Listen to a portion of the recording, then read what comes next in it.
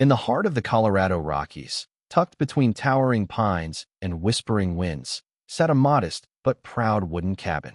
It wasn't much to the world. Not grand, not flashy, but to Jackson Cole, it was everything.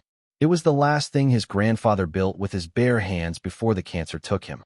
A legacy wrapped in timber and history, etched into a clearing known only to those born of it. This cabin wasn't just a structure. It was a boundary, a line between wilderness and the slow rot of civilization creeping in through cul-de-sacs and covenants. Jackson, a former federal agent, had seen too much of the world to be easily rattled. He'd spent 26 years chasing shadows through alleys, jungles, courtrooms. Now, at 48, he returned to the land he first learned to fish, shoot, and survive on. Retired, but not idle. His days were simple: sunrise hikes, firewood splitting, watching mule deer tiptoe through his field. The air here didn't come through filters. The water ran straight from the spring, and the nearest Starbucks was a 30-minute drive, which suited him fine. But trouble, as Jackson knew too well, has a way of dressing itself in polite smiles and pastel cardigans. Just beyond his property line lay the pristine, polished community of Emerald Ridge, a development that advertised luxury mountain living and preservation-inspired design in glossy brochures mailed to the types of people who didn't like bugs but loved nature views from behind triple-glazed windows. Jackson's land sat 10 feet, just 10 feet, outside the HOA boundary. That 10 feet made him invisible to their rules, and intolerable to one woman in particular. Karen Prescott, HOA president, recent divorcee with a Lexus that still bore out-of-state plates and a sense of self-importance that could warp steel. She was the kind of woman who held wine tastings in her front yard and called them civic enrichment. Her power was not official. It was fabricated, built on a foundation of fake fines, unchecked newsletters, and the exhaustion of those too tired or too scared to argue. At first, it was signs. Laminated, official-looking markers planted at the bend where Jackson's gravel road met the paved entrance of Emerald Ridge. Private property, Emerald Ridge HOA residents only. They had logos, borders, fonts that screamed legal authority. Jackson pulled them up, burned them. They came back. He burned them again. Then came letters. White envelopes with printed letterheads, citing him for visual disruptions and nonconforming aesthetics. One accused him of harboring wildlife because he left apples out for elk. Another called his fire pit a combustible hazard to community tranquility. Jackson didn't respond. He filed each letter in a drawer marked later, because he believed in restraint. He believed in lines. But Karen didn't. She saw boundaries as invitations, warnings as challenges, and his silence as weakness. Weeks passed. The letters grew bolder. Fines escalated. Then, one evening, Jackson came home to a darkened cabin. No storm. No downline. He checked the meter. It had been manually disconnected. The utility company, under complaint of abandoned hazardous structure, had flipped the switch. It took Jackson 2 days, a legal fax, and a visit to the county office to restore power. That was the moment he understood. This wasn't just a neighbor dispute. It was war. He didn't retaliate. Not yet. He watched, recorded, documented. Every sign, every letter, every footprint. He installed trail cams disguised as birdhouses. Backup power systems tucked under woodpiles. Karen didn't know she'd stepped into the territory of a man who once tracked fugitives across Eastern Europe without being seen. She thought he was just some loner with a beard and a badge collecting rust. She thought wrong. And then came the tent. It was a Saturday morning in May, the air warm with coming summer. Jackson stepped out with coffee in hand, expecting birdsong and pine. Instead, he found white trucks rolling through his field. Florists, photographers, folding chairs. A tent, massive and ivory, billowing like a royal pavilion right over his soybeans. Karen was throwing her daughter a wedding, and she had decided Jackson's land, without permission or payment, would be the perfect rustic venue. No discussion, no courtesy, just trucks and stilettos and a caterer asking if Jackson could move his tractor out of the frame because it was ruining the aesthetic. Jackson didn't raise his voice, didn't throw a fit. He walked calmly to his barn, flipped the switch, and the manure spreaders roared to life.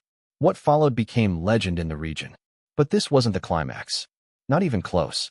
Because hours later, as the wedding guests scrubbed cake from rented tuxedos and Karen screamed about insurance. Jackson received a call from the local fire crew. There was smoke in the woods, near the lodge. By the time he arrived, the sky was split open by a dark pillar of ash, rising like a curse from the tree line. The lodge, his grandfather's legacy, was gone. It had burned like dry paper. There were accelerants, multiple ignition points, and buried in the scorched soil behind the wreckage, fresh boot prints. Tactical tread, size 8 or 9.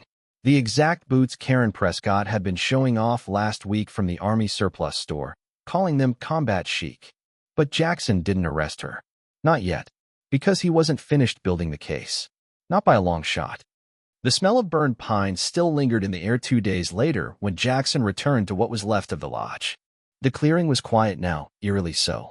Where once had stood a proud timber frame with a stone chimney and deer antlers above the hearth, there was only a scorched patch of blackened soil and twisted metal. The only thing that remained upright was a single corner beam, charred halfway up, like a memorial raised by the fire itself. Jackson crouched near the edge of the ruins. He wasn't here to grieve anymore. He was here to study, to think, and to build something far more powerful than walls and roofs. A case. For 26 years, he had followed paper trails through bureaucracy in silence. He had put away white-collar criminals who operated in plain sight, always smiling, and now, the same type had come knocking on his back door. Only this one wore cardigans and carried a clipboard instead of briefcases. But the smell of corruption was the same. Karen had made a mistake. A crucial one. She'd acted under the assumption that Jackson was like everyone else she bullied. That he'd just move on. Sell the land. Go away. She didn't know he had cloud storage. The cameras he'd installed around the property were meant for wildlife. But they captured more than deer and raccoons. Hidden in trees and tucked into rafters, the cameras had been running silently for weeks. Some were motion-triggered. Others looped constantly, storing footage off-site. When Jackson sat down with his laptop back at the sheriff's office, he wasn't sure what he'd find. He found her. Karen Prescott, HOA Queen of Emerald Ridge, dressed in a camouflage jacket that still had the tags on. Her hair pulled back into a high ponytail, eyes scanning nervously like a child playing a game she didn't understand. In one hand, a red plastic gas can. In the other, a lighter. She walked right up to the lodge's sidewall, paused, looked over her shoulder. Then she poured a thick trail of liquid around the base like a snake circling its prey. With a flick of the wrist, she dropped a lit rag and took a step back. The fire caught instantly. She didn't flinch. She just stood there for a beat, watching it burn. The glow of the flames illuminated her face. And then she smiled. Jackson froze the frame. Her face was perfectly lit by firelight, her expression smug and relaxed, as if she had just completed a charity errand. Not a trace of guilt. No mask. No scarf. No hood. No shame. She hadn't even tried to hide it. But he didn't storm out. Didn't slam his fist. He simply added the video to a folder already thick with evidence. Because this wasn't about rage. It was about timing. Jackson began building a wall of facts and truths that even Karen's manic manipulation couldn't knock down. He traced the gas purchase to a local convenience store, pulled the surveillance footage, Karen, gas can in hand, arguing over loyalty points with a bored teenager behind the counter. He compiled letters she had sent to him, all branded with the HOA seal that had never once been filed with the county. He highlighted signatures from supposed HOA board members, names he found again on a neighborhood yard sale sign-up sheet from a year prior. Forgery. Fraud. Impersonation. Karen wasn't just an overreaching neighbor with a power complex. She was a criminal in a cardigan, a self-appointed monarch of a make-believe kingdom. And now, thanks to Jackson's diligence, she was a monarch with no subjects, just victims. The more Jackson uncovered, the deeper the rot went. Every supposed HOA board member? Either retired, moved away, or never existed. The bylaws? Drafted in a Word document with no official notary stamp. The violations? Made up from thin air, backed by fear and false promises. She had fined people for things that didn't exist. Unauthorized wind chimes, unregulated birdbath capacity, excessive sidewalk color contrast. In one case, she mailed a fine to a tenant who'd already died 2 years prior. And people paid. Not because they believed it was real, but because Karen made it exhausting to resist. Legal threats.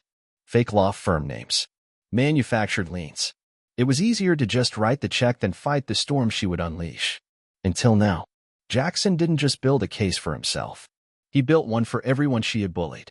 He spent nights sitting at kitchen tables with retirees who'd been told their flower pots were a safety violation, with single parents who'd been warned their porch lights were too aggressive in tone, with veterans who'd been told their flags weren't aesthetic. One by one, he collected their stories. Not interviews, not testimonies. Truths. Quiet, trembling, overdue truths. And then the final straw came. 3 days after the lodge burned, Karen filed paperwork with the county claiming Jackson's land was conditionally annexed under Emerald Ridge HOA for community development purposes. She tried to steal the ashes of the home she'd just burned. That was the moment Jackson knew the case wasn't just strong, it was bulletproof. She'd signed her own warrant with that one arrogant move, declaring ownership of land that had never belonged to her, backed by a forged HOA, following an act of arson. It wasn't just trespassing anymore. It was a RICO case waiting to be filed. But Jackson didn't file the arrest warrant that day. He didn't even tell her he knew, because she still thought she was winning, and letting her believe that, for just a few more days, was going to make the fall even harder. By the end of that week, Emerald Ridge felt different. It wasn't anything you could see from the road. The lawns were still trimmed, the driveways still swept. But there was a change in the air, an unease, like the crackle before a lightning strike. Jackson could feel it every time he walked into town. The side glances, the hesitant nods, the long stares that asked a silent question, is it true? He never answered them aloud. Not yet. Karen Prescott, meanwhile, had no idea the ground beneath her feet was crumbling. She marched on like a monarch, issuing notices, sending out newsletters, holding HOA town hall meetings in her driveway like she was governing a nation. The thing about power, especially false power, is that it has no brakes. It feeds on its own momentum until it burns out or crashes. Karen was headed for both. She had started pushing harder, perhaps sensing her grip slipping. She mailed a neighborhood-wide bulletin accusing Jackson of hostile, antisocial conduct, accompanied by a grainy photo of him yawning at a gas station, labeled erratic behavior. She called for an emergency HOA vote to remove him from his position as county sheriff, despite having no jurisdiction. Then came the signs. Laminated, full color, stuck into every third yard in Emerald Ridge. No law above the HOA. Jackson didn't respond. He let the signs stay up. Let the rumors swirl. Because while Karen was busy fighting shadows and trying to stage a coup against reality, he was finalizing the case of a lifetime. Behind the scenes, he filed the necessary paperwork. Arson, fraud, forgery, wire tampering, impersonation, harassment, abuse of authority, criminal misrepresentation. Over a dozen charges, stacked neatly in a folder, each one sourced, cited, backed with irrefutable evidence. Video, witnesses, signatures, county records. HOA victims with stories ready to be told under oath. And just before filing the formal arrest warrant, he got the call that sealed her fate.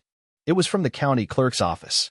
A new permit had just been submitted, a permit to convert community-held land into a commercial wellness retreat featuring spa facilities, forest meditation stations, and multi-use pavilions.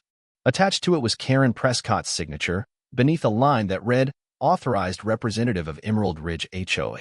And for the second time in a week, Karen had attempted to claim ownership of Jackson's land. Except this time, she didn't know the county now had flagged her HOA as non-existent. She had committed real estate fraud. On paper. In ink. With that signature, she handed Jackson not just evidence, but spectacle. And that was exactly what he needed. He coordinated with former victims, Lorna with the bird bath, Bill with the mailbox, the young single mom who'd been fined for her aggressively colored welcome mat. He made quiet calls, explained what was coming, and invited them to see justice firsthand. The date was set. The warrant signed. It was time. The morning of the arrest, the street outside Karen Prescott's white-pillared house looked like a scene from a suburban festival. Folding tables set up with clipboards. HOA banners fluttering in the breeze. Karen, in her cream blazer and oversized sunglasses, stood at the center, pontificating about neighborhood values to a circle of tired neighbors who had long since stopped listening. That's when Jackson walked up the driveway. In uniform, flanked by 2 deputies. He said nothing at first. Just waited. Karen Prescott, he called out finally, loud enough for every eye to turn. She stopped mid-sentence. Her face didn't register fear. Not yet. Just annoyance. Then she saw the folder in Jackson's hand. He stepped forward and read the charges. Slowly, Clearly, every last one. Arson, fraud, forgery, criminal impersonation, real estate misrepresentation, harassment. Her face shifted with each word, from smug to confused to pale to red. She looked around, as if the crowd might save her. But no one moved. Someone in the back started recording. When the cuffs clicked shut, a few neighbors clapped. One man hit play on a Bluetooth speaker. It was the national anthem. Karen shrieked about civil rights, tried to fall dramatically into her hydrangeas. A deputy caught her elbow and guided her to the cruiser. But Jackson didn't smile. He didn't gloat. This wasn't about revenge. It was about the truth, finally speaking louder than the lies. Court moved faster than expected. Not because the system had changed, but because Jackson made sure no inch was left to wiggle through. Karen arrived at the courthouse in a beige pantsuit that practically screamed innocence. She brought a bottom-shelf lawyer with a comb-over and a coffee stain on his tie. Her defense was a carousel of contradictions. She was misunderstood. She was trying to help. She thought the lodge was abandoned. She thought the HOA had more power than it did. She had acted in service of community wellness. Then came the footage. The courtroom went silent. The moment Karen appeared on screen, camo jacket, gas can, firelight dancing on her cheekbones, it was over. The judge didn't even blink. He asked the clerk to rewind it. Twice. Her lawyer stopped speaking. Her neighbors looked down, not out of respect, but because the truth had finally become too heavy to ignore. The sentence was swift. 5 years probation, full restitution of damages, $800,000, assessed from the destroyed lodge, the emotional toll, and the years of harassment she inflicted. Her insurance wouldn't cover it. Intentional arson voided the policy. That meant her assets were on the line. Her Lexus, her savings, her house. And Jackson? He simply nodded. No cheers. No fist pumps. Just closure. But it wasn't over. Not yet. The courthouse was quiet when Jackson walked out that day. No reporters. No sirens. Just the soft rustle of leaves and the faint chirp of birds, as if the world itself was trying to return to normal. Karen Prescott had been sentenced. Her empire, built on deception and domination, was crumbling. But Jackson knew something most people didn't. A verdict is just the end of one battle. The war ends when the truth is permanent. And so, he filed one more action. A civil suit. Not for revenge. Not even for money. But to set the record straight, publicly and permanently. He wanted a court to declare, in writing, under seal, that every document Karen Prescott had ever issued under the banner of the Emerald Ridge HOA was fraudulent. Every fake fine. Every threat of a lien. Every made-up bylaw that made a single mother cry on her porch or shamed an old man into repainting his mailbox. He wanted those lies burned away just as surely as Karen had burned the lodge. It didn't take long. The court, now fully apprised of her criminal record, summoned every record associated with her organization. Jackson provided them. So did neighbors who had once felt powerless, now emboldened to speak up. Meeting minutes, newsletters, HOA charters, all reviewed. All deemed illegitimate. The ruling came down 2 weeks later. The HOA was dead. Nullified. Dissolved. The judge's wording was clear. This organization has no legal standing and shall no longer operate within county jurisdiction. All actions taken under its name are to be considered void. For the first time in years, the people of Emerald Ridge were free, and they wasted no time celebrating. The following Saturday, what had once been a tight-lipped, rule-ridden neighborhood became a backyard carnival. Lawn chairs popped open. Smokers fired up. Tables creaked under the weight of ribs, potato salad, cornbread, and beer in red Solo cups. No laminated signs. No clipboard check-ins. No passive-aggressive newsletters about approved utensil colors. Lorna, the widow who once had her birdbath labeled an unauthorized aquatic installation, brought a pie and a bottle of peach wine. Bill, who had been fined for non-seasonal mailbox lighting, wore a t-shirt that read, "I survived the HOA." Kids ran barefoot, squealing through sprinkler arcs, chasing each other over Karen's now abandoned front lawn. And Jackson? He stood under a sycamore near the edge of the field, sipping iced tea from a mason jar and watching peace rebuild itself. He didn't give a speech. Didn't need to. His presence was enough. He had proven that one person, when patient, prepared, and principled, could take down even the most entrenched false power. And he wasn't done yet. Karen's house, once the self-declared palace of the HOA president, went up for sale within the month. The county had placed liens on the property to cover her restitution. With no HOA funds to hide behind and no more victims to exploit, she had to let it go.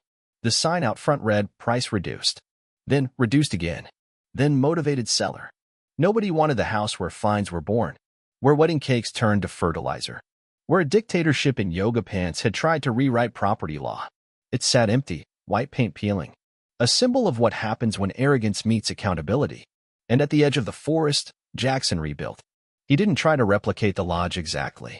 Some things, like the antlers above the hearth or the smell of his grandfather's tobacco pipe in the walls, couldn't be recreated.